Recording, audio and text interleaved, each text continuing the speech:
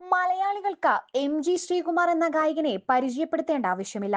മലയാളികൾ മൂളി നടക്കുന്ന നിരവധി ഹിറ്റ് ഗാനങ്ങളുമായി അദ്ദേഹം നീണ്ട 4 പതിറ്റാണ്ടുകളായി നമുക്കൊപ്പമുണ്ട്. ഗാനരംഗത്ത് പകരം വെക്കാനില്ലാത്ത പ്രതിഭയാണ് അദ്ദേഹം. ഇപ്പോഴത്തെ യൂട്യൂബ് ചാനലിലൂടെ പങ്കുവച്ച പുതിയ വ്ലോഗിലൂടെ അദ്ദേഹം പറഞ്ഞ വാക്കുകളാണ് സോഷ്യൽ മീഡിയയിൽ വൈറലാകുന്നത്. മോഹൻലാലിന്റെ സിനിമയിലെ ഹിറ്റ് പാട്ട് എന്നെ കൊണ്ട് പാടിക്കരുത് എന്ന് പറഞ്ഞു വിലക്കിയ ഒരു സംഭവമുണ്ട് എന്നും അദ്ദേഹം പറയുന്നത്. ആ സമയത്ത് ഞങ്ങൾ അമേരിക്കയിൽ ഒരു ഷോയുടെ ഭാഗമായിട്ട് പോവുകയാണ്.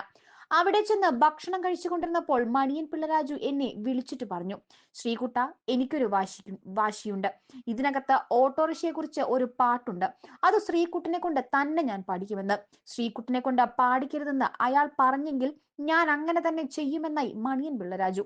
പിന്നീടത് ആരാണ് അങ്ങനെ പറഞ്ഞതെന്ന് ഞാൻ അറിഞ്ഞെങ്കിലും ഒന്നും ചോദിക്കാൻ പോയില്ല. ഇപ്പോഴും എനിക്ക് അതിൽ പരിഭവമില്ല.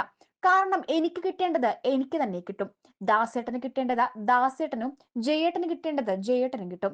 അതിപ്പോ ആരൊക്കെ തടുത്താലും ഒരു കുഴപ്പമില്ല.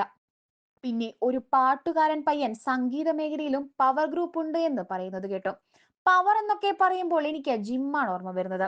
പാട്ട് നല്ല പഞ്ചുണ്ടായിരുന്നു. പവർഫുൾ ആണ് എന്നൊക്കെ പറയാം. അല്ലാതെ ഒരു പവർ ഗ്രൂപ്പ് ഒന്നുമില്ല.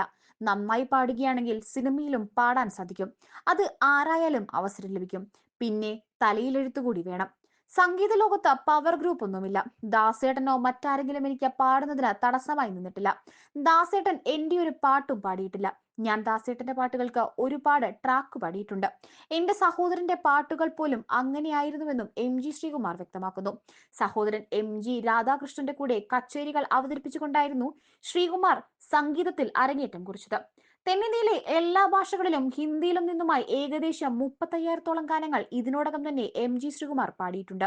1983-ൽ കൂലി എന്ന ചിത്രത്തിൽ പാടിക്കൊണ്ട് പിന്നണി ഗായകനായി എത്തിയത്. 2 തവണ നാഷണൽ അവാർഡും നേടി. 3 തവണ കേരള സംസ്ഥാന അവാർഡ് എം.ജി. ശ്രീകുമാറിനെ തേടിയെത്തി. എം.ജിയുടെ ഫസ്റ്റ് നമ്പർ ഗാനങ്ങൾ കേൾക്കാൻ പ്രേക്ഷകർക്ക് ഏറെ ഇഷ്ടമാണ്.